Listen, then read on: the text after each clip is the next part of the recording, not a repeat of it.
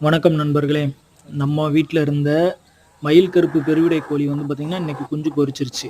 11/11 2025ல நான் வந்து அடை வச்சிருந்தேன். இன்னைக்கு வந்து 30/11/2025 கரெக்ட்டா வந்து 19 நாள்ல வந்து குஞ்சுகள் பொரிச்சிருச்சு.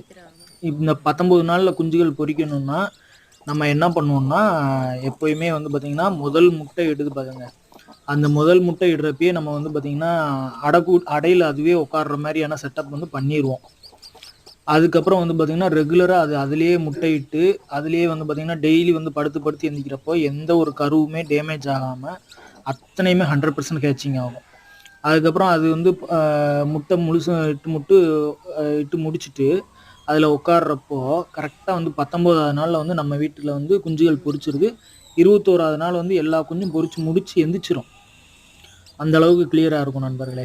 இப்ப வந்து நான் நான் தூக்கி பார்க்கையில ஒரே ஒரு குஞ்சு மட்டும் வந்து பொரிச்சிருக்கு. மயில்